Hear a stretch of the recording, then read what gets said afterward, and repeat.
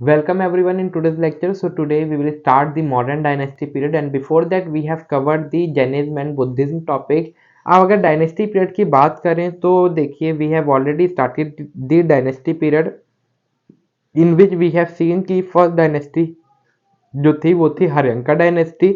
हर्यंका dynasty के बाद जिसने फॉलो करा वो थी Shishunaga dynasty and Shishunaga dynasty के बाद जिन्होंने रूल करा था वो थी Nanda dynasty. After Nanda dynasty आपका मौर्यन डायनेस्टी आई थी। लेकिन बिफोर द मॉडर्न डायनेस्टी हमने जैनिज्म और बुद्धिज्म इसलिए करा था बिकॉज हमने कहीं ना कहीं देखा आपका रिलीजियस रिवॉल्यूशन स्टार्ट हो चुका था। ठीक है, तो मॉडर्न डायनेस्टी काफी ज्यादा अच्छा टॉपिक और काफी बड़ा टॉपिक भी है जिसके बेस पे आपके जिस टॉपिक के ऊपर आपके क्वेश्चंस काफी आते हैं, तो इसलिए सबसे पहले हमने वो टॉपिक कवर करा एंड देन हम प्रोसीड कर रहे हैं अपनी मॉडर्न डायनेस्टी के ऊपर। ठीक है, तो let us talk from the background की थोड़ा सा बैकग्राउंड देख लेते हैं फिर आगे बढ़ते हैं। तो छोटे से ओवरव्यू के साथ कि last dynasty which ruled in India was the Nanda dynasty and in the Nanda dynasty there was a ruler called the Dhanananda and we have seen about the Dhanananda की जो धनानंद जो है उसकी जो पॉलिसी थी हर छोटी छोटी चीज पे टैक्स लगा देना, ठीक है, वर्कर्स का एक्सप्लॉयटेशन करना, कहीं ना कहीं लोगों को परेशान कर रहा था। So Chandragupta took the advantage of this situation. इस सिचुएशन का चंद्रगुप्त ने एडवांटेज लिया, ठीक है, और धनानंद या नंदा डायनेस्टी को ओवरथ्रू करा। ठीक है, और उस तरीके से आपके इंडिया में मॉडर्न डायनेस्टी आई। अगर आप मॉडर्न पीरियड के अंदर देखेंगे तो इन्होंने काफी ज्यादा जो एरिया है कैप्चर कर रखा था। आप बोल सकते हैं वेस्ट से लेके पूरे साउथ के अंदर, आप पेनिनसुलर रीजन में थोड़ा सा एरिया छोड़ दीजिए, ठीक है, बिकॉज इधर सतवाना डायनेस्टी थी, ठीक है, जिसका रूल चल रहा था, तो यहाँ पे ये एंटर नहीं कर पाए। और ऐसे ही ईस्टर्न साइड पे भी आप बोल सकते हैं कहीं पे भी चोला या पांड्यास थे जिनकी वजह से ये आगे एक्सटेंड नहीं हो पाए, लेकिन मेजरली एरिया जो है वो मौर्य ने कवर कर रखा था। अगर इसके को फाउंडर की बात करें तो वो को फाउंडर है इसके चंद्रगुप्त मौर्य, जिनकी आपने फोटो भी आपने थंबनेल पे देखी होगी।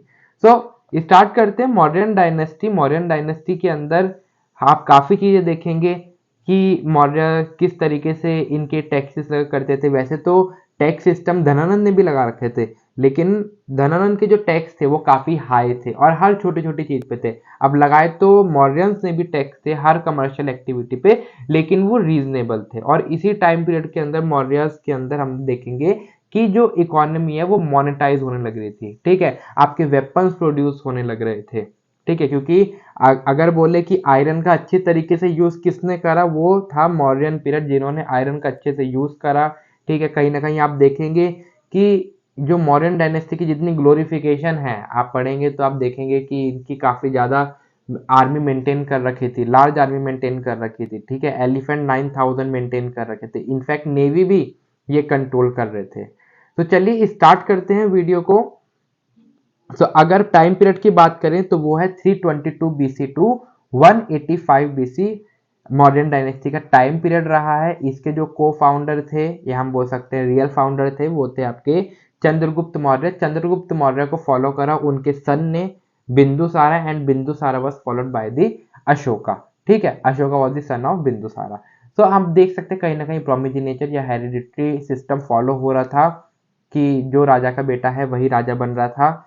लेकिन आगे बढ़ने से पहले हमें क्या पता होना चाहिए, हमें सोर्सेस पता होना चाहिए कि हमने कहाँ से जितनी भी बातें हम बोल रहे हैं, जितने भी चीजें हम बता रहे हैं डायनेस्टी के बारे में, वो हमें कहाँ से मिली है। ठीक है, अगर आप किसी चीज को उसके तथ्य यानी सोर्स से जोड़ के बताएंगे, ठीक है, अगर आप बोलते हैं कि इंडिया में इतना इन्फ्लेशन है या आप कोई भी रिपोर्ट कि आप बात करें, लेकिन आप जब तक आप रिपोर्ट का नाम नहीं बताएंगे, ठीक है, कि अगर आप इंडेक्स देखेंगे, इंडेक्स की बात करेंगे, तो आप रिपोर्ट शो करके दिखाएंगे तो चीजें समझने में भी और सुनने में भी काफी ज्यादा मजा आता है। ठीक है, वरना तो लोग बोलते हैं हवा में ही बातें करते रहते हैं लोग। ठीक है, जैसे कि बोला जाता है ना इंडिया में तो एम्प्लॉयमेंट नहीं है लेकिन कनाडा में एम्प्लॉयमेंट है। ऐसा क्यों है, आप सर्च तो करें, आपको पता चल जाएगा कि क्या है ऐसा सच में या नहीं है। आप रिपोर्ट्स के ऊपर बात करें, ठीक है, तो ऐसे हमें सोर्सेस पता होने चाहिए हर एक चीज के। तो अगर हम डायनेस्टी पीरियड के अंदर देखेंगे तो अर्थशास्त्र जो है which was written by the Chanakya, इधर से हमने क्या इकोनॉमी, फॉरेन रिलेशंस कैसे रहे मॉडर्न्स के, और एडमिनिस्ट्रेशन किस तरीके से था, तो इसकी जो एविडेंसेस हैं वो हमने अर्थशास्त्र से लिए हैं, which was written by the Chanakya. And then next is Indica, Indica which is written by the Megasthenes, Megasthenes जो था वो चंद्रगुप्त मौर्य का ही एम्बेसडर था इनके कोर्ट के अंदर, तो मेगास्थीन्स ने इंडिका लिखी थी। और इधर से भी हमने क्या एविडेंसेस लिए, एडमिनिस्ट्रेशन के और मिलिट्री के। Then Mudrarakshasa which was written by the Vishakha Datta, Vishakha, इधर से हमें क्या पता चलता है मुद्राक्षसम से कि किस तरीके से नंदा को ओवरथ्रू करा, किसने, चंद्रगुप्त मौर्य ने, और कौटिल्य की किस तरीके से मैनेजमेंट रही है। तो ये कुछ सोर्सेस है, वैसे तो आपको और भी सोर्स मिलेंगे, आप अशोका के एडिक्ट्स में आपको दिखाऊंगा इसके अंदर, तो उधर से भी हमें काफी कुछ चीजें पता चली हैं। तो चलिए बढ़ते हैं अपने चंद्रगुप्त मौर्य पे। आप फोटो देख के ये मत सोचिए इतने ही हैंडसम रहे होंगे, पता नहीं है किसकी फोटो है, लेकिन ये चीजें तो आपको अट्रैक्ट करने के लिए कि आपको पढ़ने में मजा आए, तो इसलिए ऐसी फोटो यहाँ पे लगानी पड़ती है। तो चंद्रगुप्त मौर्य का अगर टाइम पीरियड देखेंगे तो वो 322 बीसी से 298 बीसी तक रहा था। He was the real founder of the Chandragupta Maurya and he followed the policy of expansion. Expansion policy मतलब अपने आसपास के एरिया को धीरे धीरे कैप्चर करके इन्होंने अपना जो डायनेस्टी है वो काफी, या आप बोल सकते हैं अपना किंगडम है वो पूरे इंडिया में, ठीक है, वेस्ट से साउथ तक फैलाया था। ठीक है, आप देखेंगे कि इन्होंने जितना भी एरिया एक्सपेंड करा था वो हम देखेंगे अफगानिस्तान से कर्नाटक, क्योंकि अभी लास्ट में मैंने आपको मैप दिखाया था ना, तो इतना एरिया बोल सकते हैं अफगानिस्तान से कर्नाटक तक ये कौन संभाल रहे थे, चंद्रगुप्त मौर्य ही संभाल रहे थे। ठीक है, अभी देखेंगे किस तरीके से इन्होंने कैप्चर करा, क्योंकि कुछ पॉलिसी तो मैंने आपको अजात शत्रु की पढ़ाई थी, लेकिन वो थी एग्रेसिव पॉलिसी, और लेकिन बिंदुसारा की भी पॉलिसी हुआ करती थी। अगर आपको हरियांका डायनेस्टी में मैंने आपको बताया था, बिंदुसारा जो क्या है मैट्रिमोनियल अलायंस की पॉलिसी फॉलो करते थे। ठीक है, वो क्या करते थे, दूसरे राज्यों की प्रिंसेस से शादी कर लिया करते थे, और उस तरीके से फिर उन्हें कुछ स्टेट तो एज अ डाउरी मिल जाया करते थे। ठीक है, और फिर उसके बाद आप बोल सकते हैं कहीं ना कहीं वो फ्रेंडशिप अलायंस की पॉलिसी भी फॉलो किया करते थे। ठीक है, और फिर कैप्चर किया करते थे, तो इधर भी इन्होंने एक्सपेंशन पॉलिसी को फॉलो करा था। बात करते हैं कि चंद्रगुप्त मौर्य कौन से क्लैन से बिलोंग किया करते थे, सो ही बिलोंग्स टू द, हमें वन सोर्स से तो नहीं पता चल पाया कि ये कौन से क्लैन से, हमने अगर डिफरेंट सोर्स देखे तो उधर से पता चला कि इनका जो क्लैन है वो कहीं ना कहीं डिफाइन नहीं है। तो वो हम बोल सकते हैं कि बुद्धिस्ट और जैन लिटरेचर से हम कह सकते हैं कि that he belongs to the Kshatriya clan, but from the Brahmanical book it was he was from the Shudra, और अदर सोर्सेज से हमने देखा कि कहीं ना कहीं that he belongs to the lower. So we have not the perfect evidence, ठीक है, जिससे हमें ये पता चले कि ये एक ही क्लैन से बिलोंग करते हैं। जहां जहां से हमें पता थे वो हमने यहाँ पे लिख दिया। अब बात करते हैं कि Seleucus Nicator, Chandragupta Maurya fought the war against the Seleucus Nicator. Seleucus Nicator कौन था, general of the Alexander, he was the general of Alexander. तो अलेक्जेंडर कौन था, अलेक्जेंडर जो था वो उसने इंडिया में इन्वेड करा था। ठीक है, इंडिया में लूटने के पर्पज से वो आया था इंडिया को, क्योंकि इंडिया की वेल्थ का जो ग्लोरिफिकेशन हुआ था आप बोल सकते हैं, उसने उसे को अलेक्जेंडर को अट्रैक्ट करा था, और अलेक्जेंडर की डेथ हुई थी बेबीलोन के अंदर। ये भी मैंने आपको जब डायनेस्टी पीरियड पढ़ा था तो उसके अंदर हमने अलेक्जेंडर इन्वेजन भी पढ़ा था। सो सिलेकस निकेटर कौन था, सिलेकस निकेटर उसका जनरल था, किसका, अलेक्जेंडर का था। तो कहीं ना कहीं ये रूल करा था इंडिया में। इससे किसने वॉर की, चंद्रगुप्त मौर्य ने। And in war Seleucus Nicator defeated, Seleucus Nicator हार गया। जब ये हार गया तो इससे क्या हुआ, फिर इनकी एक ट्रीटी फाइनल हुई चंद्रगुप्त मौर्य की सिलेकस के साथ, जिसमें सिलेकस ने चंद्रगुप्त मौर्य को ईस्ट अफगानिस्तान, बलूचिस्तान और वेस्ट जो इंडस का है, ठीक है, आप देख सकते हैं इसके अंदर, ये आपका अफगानिस्तान हो गया, देन इधर ही आपका बलूचिस्तान हो जाता है, एंड देन वेस्ट इंडस यानी ये आपकी इंडस रिवर इस तरीके से आपकी आती है। तो वेस्ट जो इतना ये पार्ट है, कहीं ना कहीं आप बोल सकते हैं ये चंद्रगुप्त मौर्य को एज अ ट्रीटी मिला था। देन उसके बाद क्या करा, उसके बाद चंद्रगुप्त मौर्य ने सिलेकस की वाइफ से भी शादी कर ली थी। तो he married with his, sorry wife नहीं, सॉरी उसकी डॉटर से, उसकी बेटी से उसने शादी कर ली थी चंद्रगुप्त मौर्य ने, किसकी, सिलेकस निकेटर की डॉटर से। सो इस तरीके से इसने मैट्रिमोनियल अलायंस भी बनाए थे। अगर आपको मेरे से कनेक्ट होना है तो आप क्या कर सकते हैं, आप मेरे इंस्टाग्राम पेज पे कनेक्ट हो सकते हैं, आकाश वैश्य 21 नेम से आपको मिल जाएगा, जहाँ पे आप अपने डाउट्स वगैरह या क्वेरीज भी अगर आप मेरे से कुछ पूछना चाहें तो आप मेरे से पूछ सकते हैं। अगर आपको नोट्स चाहिए तो आकाश वैश्य नाम से टेलीग्राम पेज बना हुआ है, ये आप ज्वाइन कर सकते हैं। उधर आपको एंशिएंट हिस्ट्री से ड्राइव लिंक मिल जाएगा, जहाँ पे आपको प्रीवियस लेक्चर के भी नोट्स आपको मिल जाएंगे और इस लेक्चर का नोट आफ्टर 1 वीक अपलोड हो जाएगा। देन आप फेसबुक पे भी मेरे से कनेक्ट करते हैं, आकाश वैश्य नेम से आपको मिल जाएगा। ये सभी लिंक्स आपको नीचे डिस्क्रिप्शन में मिल जाएंगे और एंशिएंट हिस्ट्री की प्लेलिस्ट भी आपको नीचे डिस्क्रिप्शन में मिल जाएगी। अब बात करते हैं इनके जो ग्रीक एम्बेसडर है, मैंने आपको बता दिया था वो कौन थे, मेगास्थीन्स थे। ऐसा कहा जाता है इनके कोर्ट के अंदर ग्रीक एम्बेसडर के साथ काउंसिल ऑफ मिनिस्टर भी इन्होंने बनाए थे, जिनको कि मंत्री परिषद कहा जाता है। ऐसी समहर्ता अंतपाल भी थे। ये सारी चीजें मैं आपको एडमिनिस्ट्रेशन के अंदर बताऊंगा, क्योंकि कहीं ना कहीं आपके वन वर्ड एग्जामिनेशन के लिए इंपॉर्टेंट होती है, ठीक है। देन देखते हैं बिकॉज ऑफ एक्सट्रीम फेमाइन, मैंने आपको जेनिज्म पीरियड पे बताया था कि कहीं ना कहीं आपके फेमाइन आने की वजह से जेनिज्म जो है वो आपका 2 पार्ट्स में डिवाइड हो गया था।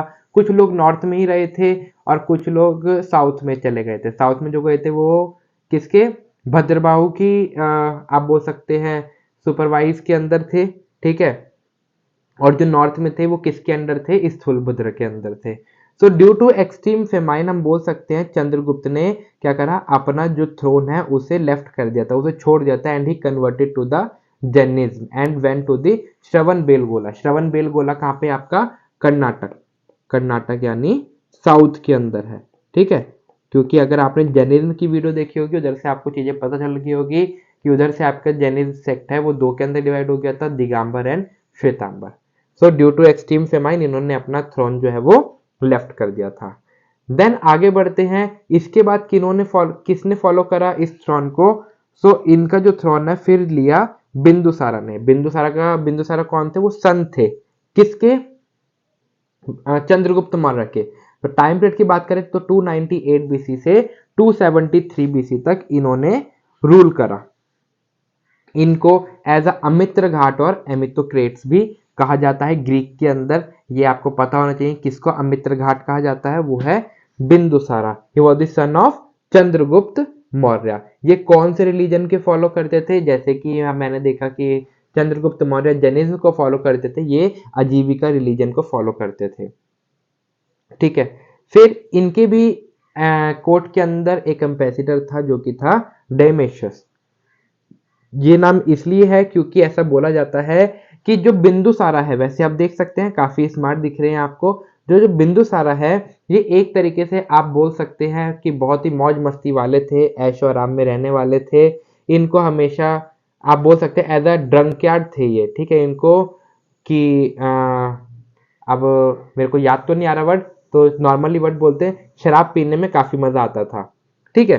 तो ऐसा बोला जाता है कि इनका जो ग्रीक एम्बेसडर था डेमेशियस, डिमेशियस को इन्होंने सीरियन किंग या सर्बियन किंग एंटियोकस फर्स्ट के पास भेजा और उनसे डिमांड की कि वो उन्हें गुड क्वालिटी ऑफ वाइन दे, ठीक है। क्योंकि ये शौकीन थे इनके, तो इन्होंने बोला कि इन्हें गुड क्वालिटी ऑफ वाइन चाहिए, ड्राई फ्रूट चाहिए और अपने कोर्ट के अंदर कुछ स्कॉलर या फिलोसफर्स भी चाहिए। तो इन्होंने डिमांड करी थी किससे, एंटियोकस फर्स्ट से, जो कि सीरियन या सर्बियन किंग थे। और किसे भेजा था इन्होंने, अपने ग्रीक एम्बेसडर डिमेशियस को भेजा था। अगर बात करें इन्होंने अपने बेटे अशोक को, ये अशोक कौन है, बिंदुसारा के सन थे, इनको एज अ गवर्नर चुना था, कहाँ का, उज्जैन का। तो हम बोल सकते हैं अशोका कहीं ना कहीं रूल तो कर ही रहे थे, लेकिन सबसे पहले उन्हें as a governor of Ujjain चुना गया था बाय द बिंदुसारा। नाउ इसके बाद आपके लिए काफी इंपॉर्टेंट हो जाता है चीजों को अच्छे से समझना। बात करते हैं अपने next ruler, that is Ashoka. So in Ashoka according to the Buddhist literature, ऐसा बोला जाता है, according to the Buddhist literature ऐसा बोला जाता है कि अशोका पावर में कैसे आया था। He killed his 99 brothers, he killed his 99, ऐसा बोला जाता है कि अशोका ने अपने 99 ब्रदर्स का पहले खून किया, ठीक है। फिर उसके बाद ये इनको थ्रोन मिला, फिर ये अपनी पावर में आए। अब पता नहीं कितना सच है कितना झूठ है, लेकिन जो सोर्सेस है मैं आपको सोर्सेस के साथ बता दे रहा हूँ। लेकिन आप अगर बुक्स में पढ़ेंगे तो आपको ये चीजें देखने को मिल जाएगी। अब अशोका इसलिए फेमस है, कहीं ना कहीं इन्होंने प्रोपगेशन करा था बुद्धिज्म का, ठीक है। सो अशोक के पहले तो हम देखेंगे, अशोक के आपको कहीं ना कहीं आपको डिफरेंट डिफरेंट नेम्स भी मिलेंगे। अगर टाइम पीरियड की बात करें तो अशोक का जो टाइम पीरियड है वो 273 बीसी से 232 बीसी तक आपको इनका टाइम पीरियड मिलेगा। He was famous because he was the first ruler जिनको ऐसा बोला जाता है who maintain the direct contact with the people through his inscription, यानी कि ये एक ऐसे पहले रूलर थे जो कि लोगों से बात किया करते थे अपनी इंस्क्रिप्शन से थ्रू, ठीक है, अपनी इंस्क्रिप्शन। आप ये रॉक एडिक्ट देखेंगे अशोका के, जो कि धम्मा पॉलिसी को इन्होंने स्प्रेड करा था, यानी जहां पे भी जाते थे ना वहां पे रॉक्स पे लिखवा दिया करते थे, ठीक है। वो बुद्धिज्म को प्रमोट कर रहे थे, ठीक है, अपनी बातों को लिखते थे रॉक्स के ऊपर ताकि लोग पढ़े और उसको फॉलो करें। तो ये क्या करते थे, डायरेक्ट कांटेक्ट किया करते थे। सो इन्होंने कौन सी पॉलिसी स्प्रेड करी थी, धम्मा पॉलिसी। मैं आपको आगे बताऊंगा धम्मा पॉलिसी क्या है, एक तरीके से बुद्धिज्म का ये क्या है, प्रोपगेशन है। और ऐसा बोला जाता है कि मस्किन इंस्क्रिप्शन से हमने लिया कि इनको अशोका कहा जाता है, लेकिन पुराण के अंदर इन्हें अशोक वर्धन भी कहा जाता है। तो अलग अलग इंस्क्रिप्शन में इनका अलग अलग नाम हमने देखा गया है। तो कुछ मस्किन इंस्क्रिप्शन आप देख सकते हैं अशोक, जहाँ पे इनको बोला गया है, तो यहीं से हम बोल सकते हैं कि हमने इनका नाम अशोक लिया है, वरना पुराण में देखे तो इनको अशोक वर्धन भी कहा गया है। और प्रकृत इंस्क्रिप्शन से हमने क्या लिया कि इनको देवनामपिया या देवनामपिया दासी भी कहा जाता है, ठीक है। आप इनका रॉक एडिक्ट देखेंगे तो उधर भी ये नाम आया हुआ है, ठीक है। आपके एग्जाम से ही पूछा गया है कि देवनामपिया और देवनामपिया दासी किसे कहा गया है, तो वो है अशोक को। देन सारनाथ इंस्क्रिप्शन के अंदर अशोक को धर्म अशोका भी कहा गया है। अगर मैं देवनामपिया और देवनामपिया दासी बोलूं तो कन्हन गली, ठीक है, एक जगह का नाम है, दैट इज कंगन हली, जिसकी अभी रिसेंटली डिस्कवरी हुई है। आप लिख सकते हैं दैट इज KANGAN, कंगन हली। कंगन हली के अंदर जो आपकी डिस्कवरी हुई है उधर से हमें पता चला कि इनके ये नाम है। और कंगन हली कहाँ पे है, आपका कर्नाटक के अंदर है, कर्नाटक के अंदर है कंगन हली। ये क्या है, बुद्धिस्ट साइट है, जहाँ से हमें आप देख सकते हैं कि यहाँ से हमें कंफर्म हो सकता है कि शायद इनका ही नाम है देवनामपिया दासी। देन बात करें कि ये कौन सी पॉलिसी फॉलो करते थे अपना रूल बढ़ाने के लिए, अपना किंगडम बढ़ाने के लिए, पीस, नॉन अग्रेशन और कल्चर कॉन्क्वेस्ट की पॉलिसी फॉलो किया करते थे। पीस यानी शांति, ये ऐसा वॉर वगैरह के अंदर इतना बिलीव नहीं करते थे। नॉन अग्रेशन, ना ही एग्रेसिव इनकी पॉलिसी थी। एंड कल्चरल कॉन्क्वेस्ट, ठीक है, ये एक्चुअली कल्चर फॉलो करने को बोला करते थे, ठीक है। तो इस तरीके से इनका जो किंगडम है एक्सपैंड हुआ, ठीक है। देन बात करें कलिंगा वॉर के बाद, ऐसा बोला जाता है कि आफ्टर द कलिंगा वॉर के बाद ही लॉस्ट हिज थ्रोन और ही वेंट टू द और ही बिकेम द बुद्धिस्ट, ठीक है। During the 8 year of reign the conquest of Kalinga from the Nandaraj के साथ इनकी वॉर हुई, कहाँ पे, कलिंगा के अंदर, ठीक है। तो कलिंगा वॉर से वो फेमस है। After that he turned as a Buddhist monk under the Upagupta. तो इनके गुरु कौन थे, उपागुप्त थे। कलिंगा वॉर के बाद क्या है, ये बुद्धिस्ट मॉन्क में कन्वर्ट हो गए अंडर द गुरु उपागुप्त। तो ये आपको पता होना चाहिए। ही कैप्चर एंटायर इंडिया, इन्होंने काफी हद तक इंडिया पे अपना कंट्रोल कर रखा था। इन्होंने काफी हद तक अपना जो कंट्रोल है वो इंडिया पे था, लेकिन एक्सेप्ट कहाँ पे नहीं कर पाए, जहाँ पे चोलास का रूल था, जहाँ पे पांड्यास का रूल था, जहाँ पे केरला पुत्र थे, जहाँ पे सत्यपुत्र थे। तो इन चारों के एरियाज को छोड़ के बाकी except all over India Ashok ने कैप्चर कर रखा था और यही उसे मेंटेन कर रहे थे। ऐसा बोला जाता है कल्हाना इंस्क्रिप्शन। तो कुछ चीजें मैंने यहाँ पे नहीं लिखी तो आप लिख सकते हैं, मैं इधर आई थिंक मैं लिख ही देता हूँ कहीं ना कहीं, यस यहीं पे लिख देते हैं। तो कल्हाना इंस्क्रिप्शन से ऐसा बोला गया है that he establish the Srinagar city, he established the Srinagar city. तो कल्हना इंस्क्रिप्शन से हम बोल सकते हैं कि वो वर्शिपर थे किसके, शिव के, और इन्होंने श्रीनगर सिटी की इस्टेब्लिशमेंट की थी। लेकिन जो मेन पॉइंट आपको याद रखना है कि अशोका ने धम्म पॉलिसी का स्प्रेड किया था। अब इसके बाद अशोक के बाद जो रूलर्स आए, ऐसा बोल सकते हैं अशोक के बाद जो रूलर्स आए वो काफी वीक रूलर्स थे, जिसकी वजह से आपका मौर्यन एडमिनिस्ट्रेशन ज्यादा लंबे टाइम तक, मौर्यन एम्पायर ज्यादा लंबे टाइम तक नहीं चल पाया, और फिर आपकी दूसरी डायनेस्टी आपकी आ चुकी थी। सो अगर आप नाम याद रखना चाहें कि कौन कौन से वो रूलर्स थे, मैं नाम आपको बता सकता हूं, आप लिखना चाहे तो लिख सकते हैं। अशोक के बाद जिन्होंने फॉलो करा था वो थे आपके दशरथ। अशोक के बाद जिन्होंने फॉलो करा था वो थे आपके दशरथ। दशरथ के बाद आपके थे संप्रति, एंड आफ्टर संप्रति, संप्रति he was followed by Shalishuk, Shalishuk, then Devvarman, Devvarman, ठीक है।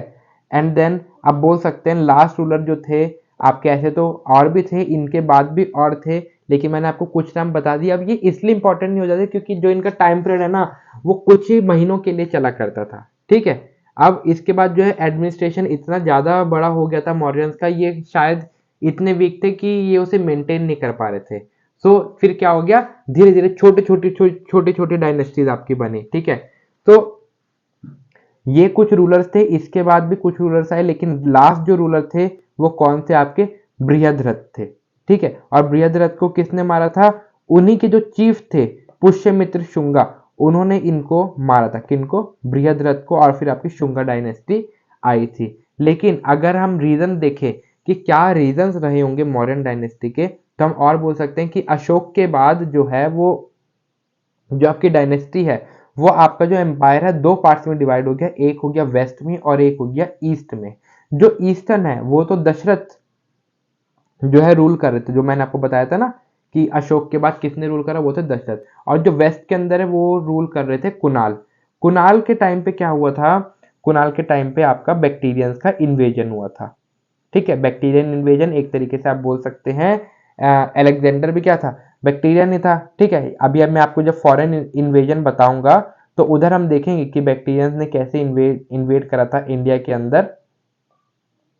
तो वेस्ट में क्या था, वेस्ट के अंदर बैक्टीरियंस का इन्वेजन होता, हो सकता है ये भी एक रीजन हो जिसकी वजह से पहले वेस्ट का रीजन खत्म हुआ, फिर उसके बाद आपका ईस्ट बचा और साउथ बचा। देन दूसरा रीजन हम बोल सकते हैं इकोनॉमिक क्राइसिस कहीं ना कहीं आ गए थे, क्योंकि हमने बोला ना फेमाइन आपका कहीं ना कहीं आ गया था चंद्रगुप्त के बाद। तो उसके बाद जब डायनेस्टी स्टेब्लिश हुई, अशोका ने तो संभाल ली, हो सकता है बाकी जो रूलर्स थे वो नहीं स्टेब्लिश कर पाए, वो नहीं इतने अच्छे से मेंटेन कर पाए आर्मी को।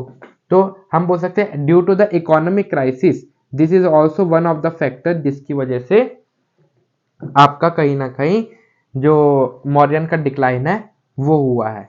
Then obviously due to the large administration, हर किसी की बस की बात नहीं होती कि वो इतना बड़ा एम्पायर संभाल पाए, तो छोटे छोटे पार्ट्स के अंदर अब आपका एम्पायर डिवाइड हो गया था। तो it is also one of the reason कि यूनिटी नहीं रही थी, ठीक है, डिसयूनाइटेड हो गया था। तो इसकी वजह से भी आपका जो मौर्यन एम्पायर है वो आपका डिक्लाइन हो गया था। अभी एंड नहीं हुआ है, अब हमें काफी ज्यादा मेन चीजें समझनी है। तो अशोका की जो धम्मा पॉलिसी थी, अशोका की धम्मा पॉलिसी क्या कहती थी, it was a code of conduct, ठीक है। वो रूल्स हुआ करते थे किसके, सोशल बिहेवियर के। It was ideal social behaviour which is common to all religion, जो सभी रिलीजन के लिए समान हुआ करते थे, ठीक है। चाहे वो किसी भी देश के लिए, वो बोलते थे कि सबको अपील किया करते थे कि वो उसे फॉलो करे, जैसे कि बड़ों का सम्मान करना चाहिए, उनकी बातें सुननी चाहिए, ठीक है, हमें बुद्धिज्म को फॉलो करना चाहिए, हमें ऑस्टेरिटी से दूर रहना चाहिए, यानी ज़्यादा डिजायर्स नहीं पालनी चाहिए। तो इस तरीके से वो अपनी बात को क्या है रॉक एडिक्ट्स के थ्रू समझाया करते थे। He try to propagate the principles of Buddhism. तो अभी मैंने बताया आपको वो बुद्धिज्म के फॉलोअर थे, तो उन्हीं की पॉलिसीज को वो स्प्रेड करते थे। किस तरीके से कि वो जहाँ पे भी जाते थे रॉक्स पे लिखवा दिया करते थे। और ये इन्होंने किस तरीके से करा था, ही अपॉइंटेड द धर्म महात्मास, वो खुद तो भ्रमण किया ही करते थे, घूमा भी करते थे, लेकिन उन्होंने धर्म महात्मास को भी इन्होंने अपॉइंट करा इस किसके, इस पॉलिसी को स्प्रेड करने के लिए, इसके प्रोपगेशन के लिए। देन धर्म यात्रा, यात्रा यानी आप बोल सकते हैं एक तरीके से परेड टाइप, ठीक है, लोगों का झुंड या संघ हमने देखा था ना किस तरीके से जगह जगह घूमना संघ को लेकर, तो धर्म यात्रा भी इन्होंने ऑर्गेनाइज करी डिफरेंट डिफरेंट प्लेसेस पे, जिसकी वजह से ये पॉलिसी क्या हो सके, स्प्रेड हो सके। हाँ, धम्मा जो पॉलिसी थी जो ये फॉलो करवाना चाहते थे वो उतना तो अचीव नहीं कर पाया जितना अशोक ने सोच रखा था, लेकिन फिर भी 100% नहीं हो पाई फॉलो, तो क्या हुआ, कम से कम 40% तो अचीव हुई, क्योंकि ये क्या बिलीव करते थे, ये कहीं ना कहीं आपके आप बोल सकते हैं ये पीस चाहते थे, ठीक है, ये एग्रेसिव नेचर के थे नहीं अशोक, तो ये दूसरों से भी यही चाहते थे कि शांत रहना चाहिए, लड़ाई झगड़े नहीं करने चाहिए, तो इसी तरीके से इनका नेचर था। तो that's all for the Dhamma policy. अब हमें समझना है इनके रॉक एडिक्ट्स के बारे में, ठीक है, अभी हमें एडमिनिस्ट्रेशन देखना है किस तरीके से इनका एडमिनिस्ट्रेशन था, क्या इनकी इकोनॉमी थी, और टैक्सेस जो कि काफी ज्यादा इंपॉर्टेंट हो जाते हैं आपके एग्जाम पॉइंट ऑफ व्यू से, वो भी अभी हमें देखने हैं। लेकिन आगे बढ़ने से पहले ये कुछ क्वेश्चन है। अब देखिए जो इनकी रॉक एडिक्ट्स हैं वो आज के टाइम पे डेसिफर यानी आज जो हमें समझ में आता है, अब उस टाइम पे तो नॉर्मल लैंग्वेज नहीं हुआ करती थी, प्रकृत लैंग्वेज यूज हुआ करती थी, तो किसी ना किसी ने तो उन्हें कन्वर्ट करा होगा, समझा होगा।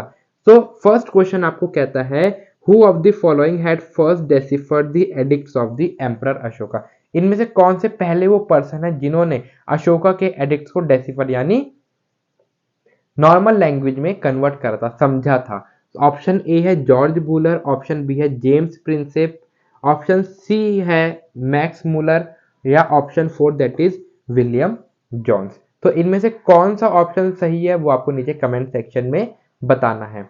Then who are the founder of Mauryan empire, ठीक है, ये तो आपको पता ही चल गया होगा, ये हमने अच्छे से कर लिया है। And who defeated the Mauryan empire, यानी मौर्यन एम्पायर का लास्ट रूलर था उसको किसने मारा था, ठीक है, एक बार आपको नाम देखना है कि क्या आपको याद आता है नाम कि कौन सा वो राजा था जिसने बृहद्रथ जो कि लास्ट रूलर था मौर्यन डायनेस्टी का, उसको डिफीट करा था। तो आगे बढ़ते हैं, देखते हैं अशोका के rock addicts. Now let us talk about the Ashoka rock addicts. तो अशोका के रॉक एडिक्ट्स को धम्म लिपि भी कहा जाता है। ये रॉक एडिक्ट्स आपको मैंने ये इमेज दिखी है, ये कुछ पिलर एडिक्ट्स हैं जो आपके पिलर हुआ करते थे उनके ऊपर कुछ इस तरीके से लिखा हुआ करता था। और रॉक एडिक्ट्स यानी जो बड़े बड़े पत्थर हुआ करते थे जहां जहां पे भी वो जाते थे वहां पे वो इस तरीके से लिख दिया करते थे। तो ये होते हैं आपके रॉक एडिक्ट्स। इनको क्या कहा गया है, धम्म लिपि कहा गया है। ये मोस्टली आपको प्रकृत लैंग्वेज में देखने को मिलेंगे। इनका जो ऑब्जेक्टिव था वो क्या था, to preserve the social order, to preserve the social order यानी सुख शांति बनाए रखना। ऐसा बोला जाता है कि अशोका के जो रॉक एडिक्ट्स हैं वो आपके 182 वर्जन्स में पाए गए हैं 47 प्लेसेस पे, ठीक है। और ये प्लेसेस मेजरली कहाँ कहाँ पे हैं आपके, ये प्लेसेस है आपके इंडिया में, आप लिखना चाहें तो लिख सकते हैं, in India, Pakistan, Nepal and Afghanistan. तो ये कुछ प्लेसेस हैं जो कि आपको पता होने चाहिए। टोटल 47 प्लेसेस ऐसा बोला गया है कि इनके जो रॉक एडिक्ट्स हैं ये हमें यहाँ पे मिले हैं। ऐसा देखा गया है कि टोटल हमें 33 रॉक एडिक्ट्स मिले हैं जिसमें से 14 तो मेजर है यानी बड़े हैं, ठीक है। 7 पिलर एडिक्ट्स हैं, इस तरीके से 7 पिलर एडिक्ट्स मिलेंगे, 2 एज अ कलिंगा एडिक्ट्स मिलेंगे और बाकी के अदर जो कि छोटे छोटे माइनर यानी छोटे छोटे हैं। तो ऐसा बोला जाता है कि अशोका जो है वो पहले किंग हुआ करते थे जो कि डायरेक्टली स्पीक किया करते थे या डायरेक्टली कांटेक्ट किया करते थे लोगों से through their inscription. So I hope so आपको इधर तक काफी कुछ चीजें क्लियर होगी होंगी। अब हम पढ़ते हैं जो ये 33 रॉक एडिक्ट्स हैं इनका क्या इंपॉर्टेंस है, क्या इन्होंने कहा गया है, ठीक है, क्या इन्होंने कहा है इन रॉक एडिक्ट्स के अंदर। तो मैं आपको छोटे छोटे पॉइंट्स के अंदर बताने की कोशिश करूंगा ताकि आप इनको थोड़ा बहुत फिट कर ले दिमाग में, जितने याद होते हैं उतना कर ले क्योंकि एग्जामिनेशन के लिए काफी इंपॉर्टेंट हो जाते हैं। अगर बात करते हैं रॉक एडिक्ट फर्स्ट, ये तो अभी 10 है, हमें टोटल रॉक एडिक्ट कितने हैं टोटल, ये है आपके 14 मेजर, ठीक है। तो हम 14 देखेंगे, बाकी के जो है वो नॉट दैट इम्पोर्टेंट, लेकिन इनमें से काफी क्वेश्चन बनते हैं। तो पहला जो रॉक एडिक्ट है उसके अंदर बोला गया है कि एनिमल्स का बलिदान नहीं करना चाहिए, एनिमल्स का बलिदान नहीं करना चाहिए। और फोकस किस पे किया गया है, सोशल गैदरिंग पे, पब्लिक हॉलीडेज, ऐसा बोला जाता था कि फेस्टिव सीजन पे सभी को इकट्ठा मिलजुल कर मनाना चाहिए। देन रॉक एडिक्ट 2 का क्या कहता था, it mention the social welfare under the dhamma. ठीक है, कैसे सोशल वेलफेयर यानी लोगों का उत्थान किया जा सकता है, जैसे कि मेडिकल ट्रीटमेंट की बात की गई। ठीक है, एनिमल और मैन दोनों के लिए मेडिकल ट्रीटमेंट की बात की गई, रोड्स की कंस्ट्रक्शन की बात की गई कि प्लांट्स मतलब क्या करे, प्लांटिंग करे, ठीक है, पेड़ पौधे लगाए, ठीक है, वेल्स बनाए, ठीक है, मिसयूज ना करे वाटर का। तो इस तरीके से रॉक एडिक्ट 2 में कहा गया। रॉक एडिक्ट 3 की बात करें, इसमें क्या कहा गया कि पेरेंट्स की रिस्पेक्ट करे और सभी जीव की भी। ठीक है, तो सभी की रिस्पेक्ट करे। रॉक एडिक्ट 4 की बात करें तो इस पे फोकस किया गया non violence to animals and others, कि किसी के भी साथ हिंसा ना करे। रॉक एडिक्ट 5 के अंदर बोला गया कि ऐसा बोला जाता है, इसके ऊपर काफी क्वेश्चन बनता है कि कौन से रॉक एडिक्ट के अंदर अपॉइंटमेंट ऑफ धम्म महात्मा की बात की गई है, वो है रॉक एडिक्ट 5। तो इधर से शायद हमें पता चला कि इन्होंने अपनी पॉलिसी कैसे स्प्रेड करी। देन रॉक एडिक्ट 6 की अगर बात करें तो इसके अंदर धम्म महात्मा को क्या क्या इंस्ट्रक्शन मिलनी चाहिए, ठीक है, इनको किस तरीके से स्प्रेड करना गया है, किस तरीके से इनको पॉलिसी स्प्रेड करनी है, तो वो किस में लिखा गया, रॉक एडिक्ट 6 के अंदर। लेकिन मेंशन किस में हुआ है धम्म महात्मा के बारे में, अपॉइंटमेंट के बारे में, वो रॉक एडिक्ट 5 के अंदर। देन अगर 7 की बात करें, it is an appeal for tolerance between all sect, यानी जितने भी धर्म हैं सभी साथ में रहे, ठीक है, सभी एक दूसरे की रिस्पेक्ट करें। देन रॉक एडिक्ट 8 की अगर बात करें तो इसके अंदर धर्म यात्रा की बात की गई कि आपके क्या हो, धम्म पॉलिसी स्प्रेड हो। देन इसके अंदर ऐसा भी कहा गया कि अशोका जो फर्स्ट थे, जो कि बौद्ध गया में फर्स्ट टाइम इन्होंने बौद्ध गया में विजिट करा था। तो इसी रॉक एडिक्ट से हमें पता चलता है। देखा कितनी अच्छी चीजें ये बता रहे हैं। देन रॉक एडिक्ट 9 के अंदर देखा जाए, he attack the ceremonies performed after birth, illness, marriage and before setting out a journey. ठीक है, ऐसा बोला अटैक द सेरेमनीज, क्योंकि ऐसा पहले होता था ना कि वुमेन्स को अलाउड नहीं किया जाता था सेरेमनीज अटेंड करने के लिए, तो इन्होंने इसके अंदर बोला गया कि ऐसा नहीं होना चाहिए। देन अगर 10th की बात करें, he denounce the fame and glory glory and reasserted the merits of the following the policy and dhamma. ठीक है, यानी इसके अंदर भी इन्होंने यही बोला कि इन सब चीजों को फॉलो करना चाहिए। देन बात करें रॉक एडिक्ट 11 की, इसके अंदर क्या है कि जो भी धम्मा के प्रिंसिपल है इनकी क्लैरिफिकेशन दी। ठीक है, वही अगेन कि रिस्पेक्ट करनी चाहिए, लिबरल रहना चाहिए, ठीक है, do not kill animals. Then rock edict 12 के अंदर बोला गया, इन्होंने अपील करी कि सभी, वही अगेन अब कुछ चीजें सिमिलर होती जा रही है कि tolerance toleration among the sect. Then rock edict 13 की अगर बात करें, conquest by Dhamma instead of war, यानी लड़ाई वगैरह नहीं करनी चाहिए, ठीक है, धम्मा पे कॉन्क्वेस्ट करो, यानी धम्मा को जीतो, यानी इस पॉलिसी को फॉलो करो, लड़ाई वगैरह मत करो। देन रॉक एडिक्ट 14 की अगर बात करें, धम्मा के जितने भी रिकॉर्ड्स वगैरह रही हैं वो ऐसा इसके अंदर लिखा गया है। ठीक है, तो इस तरीके से आप देख सकते हैं ये एडिक्ट्स वगैरह लिखे गए हैं, ये कुछ आपको एलिफेंट टाइप में दिख रहा होगा। ठीक है, देन आपको ये रॉक एडिक्ट दिख रहे होंगे, ये देखिए आजकल तो कुछ म्यूजियम भी इस टाइप से बना दिए गए हैं जहाँ पे आप जाके ये चीजें देख सकते हैं। So that's all for the rock edict. ठीक है, और रॉक एडिक्ट 13 के अंदर आप ये भी लिख लीजिए कि इसके अंदर ही जो वॉर, कलिंगा वॉर है ना, कलिंगा वॉर मैंने आपको बताया था, तो कलिंगा वॉर का भी जो डिस्क्रिप्शन है, ठीक है, डिस्कशन है, वो रॉक एडिक्ट 13 के अंदर ही बताया गया है। आई होप सो इधर तक आपको काफी कुछ चीजें अच्छे से क्लियर हो गई होंगी। देन बढ़ते हैं अपने मॉडर्न एडमिनिस्ट्रेशन की तरफ।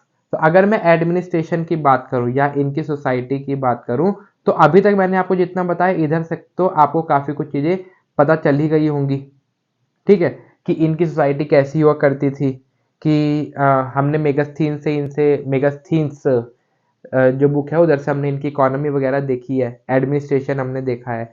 तो जो रूलर थे वो किस तरीके से चल रहे थे, हेरिडिटरी वे में चल रहे थे, इंटर मैरिज अलाउड नहीं हुआ करती थी। तो ये सारी चीजें तो मैं आपको बता चुका, लेकिन अब बढ़ते थोड़ा वन वर्ड की तरफ जिसके अंदर आपको पता होना चाहिए, जो आपके एग्जाम्स में काफी पूछा जाता है। ठीक है, बाकी तो आप बना के कुछ भी लिख सकते हैं कि एग्रीकल्चर बेस्ड सोसाइटी थी, ट्रेड बेस्ड थी। ठीक है, जो कि आपका मेजरली चलते रहता है।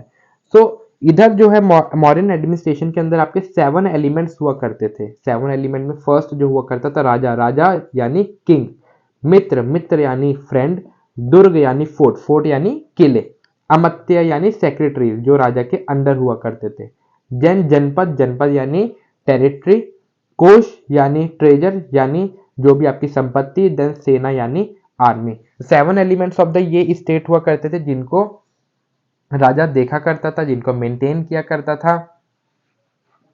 देन बात करते हैं इसके जो मॉडर्न एडमिनिस्ट्रेशन है, इधर हमने 5 प्रोविंसेस देखे हैं जिनकी कैपिटल हुआ करती थी। ठीक है, यानी जो इतना बड़ा एडमिनिस्ट्रेशन था, अब इसे संभालने के लिए जो डिवीजन हुए थे, ईस्ट वेस्ट नॉर्थ साउथ, ठीक है, तो वो कौन कौन से थे? तो पहला था उत्तर पथ, उत्तर पथ की जो कैपिटल हुआ करती थी वो थी तक्षशिला। देन अवंती पथ, अवंती पथ की कैपिटल हुआ करती थी उज्जैन। देन प्राच्य पथ, प्राच्य पथ की कैपिटल हुआ करती थी तौसाली। देन दक्षिण पथ, दक्षिण पथ की कैपिटल हुआ करती थी सुर्वनगरी। देन मगध, मगध की कैपिटल हुआ करती थी पाटलिपुत्र। अब अगर सेंट्रल एडमिनिस्ट्रेशन की अगर हम बात करें तो सेंट्रल एडमिनिस्ट्रेशन के अंदर आपकी 3 यूनिट्स हुआ करती थी। मंत्री परिषद, मंत्री परिषद कौन हुआ करते थे? काउंसिल ऑफ मिनिस्टर, जो कि राजा को अटेंड किया करते थे। ठीक है, जब सभा लगती थी तो उधर मंत्री लोग बैठते थे, तो उसे बोला गया मंत्री परिषद। उसमें जो हाईएस्ट ऑफिसर हुआ करते थे उन्हें बोला जाता था तीर्थ। ये सारी चीजें मैं इसलिए बता रहा हूं ताकि आपको पता होनी चाहिए, आपके एग्जामिनेशन में पूछी जाती है डायरेक्टली। देन सुप्रिटेंडेंट को बोला गया है अध्यक्ष, सुप्रिटेंडेंट को बोला गया अध्यक्ष। बाकी कुछ अगर मैं इंपॉर्टेंट ऑफिशियल्स की अगर बात करूं तो चीफ मिनिस्टर को मंत्री कहा जाता है। देन काउंसिल ऑफ मिनिस्टर को मंत्री परिषद, अध्यक्ष बोला जाता है, या आप मंत्री परिषद भी याद रख सकते हैं। चीफ प्रीस्ट, ठीक है, जो सिर्फ राजा का हुआ करता था, ठीक है, उसको अटेंड करता था, उसे पुरोहित कहा जाता था। ठीक है, इन्हें काफी ज्यादा फेम भी मिलता था, ठीक है, काफी ज्यादा ग्रांट्स भी मिला करते थे इन्हें। देन कमांडर इन चीफ को सेनापति। देन क्राउन प्रिंस को युवराज कहा जाता था। ठीक है, देन रिवेन्यू कलेक्टर, जो कि रिवेन्यू कलेक्ट करता था, समहर्ता, टैक्स कलेक्ट करता था जो। Then officer in charge of royal income, और जितनी भी रॉयल संपत्ति है उसका जो इंचार्ज हुआ करता था उसे शुल्क अध्यक्ष कहा जाता था। शुल्क यानी पैसे, जो पैसों की सुपरवाइजिंग कर रहा है उसे क्या कहा जाएगा? शुल्क अध्यक्ष कहा जाता है। ठीक है, कुछ इंपॉर्टेंट नोट है जो कि आपको पता होना चाहिए कि सुदर्शन लेक जो है वो चंद्रगुप्त मौर्य के टाइम पे ही कंस्ट्रक्ट हुई थी इन गिरनार हिल्स, जो कि गुजरात के अंदर है। देख रहे हैं कितनी सारी चीजें आपको इधर से आप वन वर्ड एग्जामिनेशन के लिए काफी इंपॉर्टेंट हो जाती है, तो आपको पता होना चाहिए। बाकी आप सोसाइटी के अंदर देखना चाहे तो सोसाइटी का पर्सपेक्टिव मैंने लिखा नहीं है, लेकिन आप लिख सकते हैं कि वुमेन्स की जो पोजीशन है या स्टेटस है काफी ज्यादा बेहतर हो चुका था। ठीक है, अब धम्मा पॉलिसी से हमने देखा कि लोगों के अंदर पीस आ चुका था, क्योंकि वो पीस की अपील किया करते थे। देन एल्डर्स की रिस्पेक्ट बोला करते थे, तो उसकी वजह से पीस आया। ठीक है, देन इकोनॉमी आप बोल सकते हैं एग्रीकल्चर बेस्ड थी। ठीक है, अब वुमेन को भी क्या बोल सकते हैं कि ऐसा एक्सप्लॉयटेशन नहीं हुआ करता था, वर्कर्स का भी और वुमेन्स का भी। ठीक है, वर्ण सिस्टम तो कहीं ना कहीं आप बोल सकते हैं रिलीजियस टाइम से ही कहीं ना कहीं उसके ऊपर अटैक होते ही जा रहा था, और जो नीचे शूद्र, जो लोअर तबके के होते थे, तो उन्हें भी कहीं ना कहीं इज्जत मिलने लग गई थी। देन बात करते हैं अपनी मॉडर्न्स की इकोनॉमी। ठीक है, इकोनॉमी अगर देखा जाए तो मेजरली ट्रेड बेस्ड थी और एग्रीकल्चर बेस्ड थी। ठीक है, इसके अंदर मेजरली आपको क्या याद रखना है? ट्रेड बेस्ड के अंदर एक टर्म यूज होती है वर्ता, बोला करते थे उस वक्त। वर्ता के अंदर 3 चीजें आती थी, एक आती थी माइनिंग, एक होता था सॉल्ट प्रोडक्शन, और दूसरा होता था वेपन प्रोडक्शन। तो जो इनके प्रोडक्शन किया करते थे उन्हें वर्ता कहा जाता। तो इस काम को क्या कहा जाता था? वर्ता कहा जाता था। ये क्या होता था? ट्रेड बेस्ड होता है। और एग्रीकल्चर के अंदर मैंने कुछ नोट लिखा है, जैसे कि जिस जगह पे एग्रीकल्चर यानी उपजाऊ जमीन हुआ करती थी, फर्टाइल लैंड हुआ करती थी, उसे कृष्णा कहा जाता था। और जो नॉन एग्रीकल्चर लैंड यानी जहां पे नॉन फर्टाइल लैंड हुआ करती थी उसे अकृष्टा कहा जाता था। ये कुछ टर्म्स हैं, आप अपने एमसीक्यूज अगर देखेंगे प्रीवियस ईयर के तो ये टर्म्स आपको जरूर देखने को मिलेंगी जो कि आपको पता होनी चाहिए। ठीक है, तो ट्रेड मैंने आपको बताया वो मेजरली इनके अंदर हुआ करता था, वरना एग्रीकल्चर, पेस्टोरलिस्ट और कमर्शियल एक्टिविटी तो हुआ ही करती थी। सोर्स मैंने आपको बता दिया था, वो है आपका अर्थशास्त्र। ठीक है, देन बात करते हैं टैक्स, जो कि बहुत ही ज्यादा इंपॉर्टेंट है। मैंने आपको बोला था कि ये आपको समझना है। तो टैक्स आपके डिफरेंट डिफरेंट टाइप के टैक्स हुआ करते थे, जिसके अंदर आप देखेंगे कि पहला टैक्स मैंने लिखा है कौन सा, सीता। ठीक है, सीधा सर्कल के अंदर चलेंगे तो सीता, सीता यानी रॉयल लैंड टैक्स। ठीक है, जो कि काफी ज्यादा अमीर लोग हुआ करते थे। ठीक है, तो उनके पास जो लैंड हुआ करते थे तो उनसे जो टैक्स मिलता था उसे बोलते थे सीता। देन भाग, भाग क्या होता था, ऑर्डिनरी लैंड टैक्स, जो नॉर्मल लैंड हुआ करती थी। ठीक है, जो कॉमन पीपल, रेजिडेंट पीपल की हुआ करती थी, तो उससे जो टैक्स आता था उसे बोलते थे भाग। देन आपका आता है निष्क्रम्य, निष्क्रम्य यानी एक्सपोर्ट ड्यूटी, जो चीजें आपकी भेजी जा रही है, यानी ट्रेड के टाइम पे जब एक कंट्री से दूसरी कंट्री में भेजी जा रही है उसे बोलते हैं निष्क्रम्य, जो टैक्स वसूल हुआ करता था। और प्रवेश्य, प्रवेश्य यानी इंपोर्ट ड्यूटी, इंपोर्ट ड्यूटी यानी जब दूसरी कंट्री से अपनी कंट्री में, एक स्टेट से अपने स्टेट में आप सामान मंगाते हैं, उस टाइम पे जो टैक्स लगता था उसे प्रवेश्य बोलते थे, क्योंकि प्रवेश यानी एंटर हो रहा है वो। हिरण्य यानी जब आपको टैक्स कैश फॉर्म में मिलता था। अब टैक्स दो टाइप के हुआ करते थे, या तो आपको कोई, अब जैसे जो एग्रीकल्चर किया करते थे लोग, वो क्या करते थे, वो उन्हें अनाज दान दिया करते थे। ठीक है, जो दुकानदार हुआ करते थे वो जो जिस भी चीज की दुकान है वो उसमें से अपना शेयर दिया करते थे। लेकिन जो लोग कैश की फॉर्म में टैक्स दिया करते थे उसको टैक्स को बोला जाता था हिरण्य। ठीक है, ये टैक्स इनके लिए कलेक्ट करना काफी जरूरी हुआ करता था, क्योंकि इसी से इनकी जो आर्मी है वो मेंटेन हुआ करती थी। देन विष्टि, विष्टि यानी human labour tax, human labour tax. Then bali यानी लैंड रिवेन्यू, यानी जो लैंड से रिवेन्यू जनरेट हो रहा है। ठीक है, जो राजा की जमीन है उससे अगर उसे रेंट पे चढ़ाया गया है तो उससे जो टैक्स आता है उसे बलि बोलते हैं। देन सेतु बंधा, सेतु बंध यानी इरिगेशन टैक्स। ठीक है, कहीं ना कहीं ये भी आपकी एग्रीकल्चर लैंड पे ही लगता था। देन प्रण्य, प्रण्य यानी इमरजेंसी टैक्स, इमरजेंसी टैक्स यानी जब कभी आपके स्टेट के अंदर इमरजेंसी लगा दी जाती थी। ठीक है, जब युद्ध वगैरह हो गया तो उस टाइम पे जो टैक्स लगता था तो उसको बोलते थे प्रण्य, यानी प्रण्य लग गया, यानी आपको इमरजेंसी टैक्स देना पड़ेगा। ठीक है, so that's all for this video. I hope आपको काफी कुछ चीजें अच्छे समझ में आई होंगी। अगर आपको मजा आया तो बिना लाइक करे और कमेंट करे मत जाइए, क्योंकि इसी से पता चलता है कि आप कितने इन्वॉल्व होते हैं मेरे साथ। ठीक है, सो आई होप सो आपको काफी मजा आया। So that's all for this video.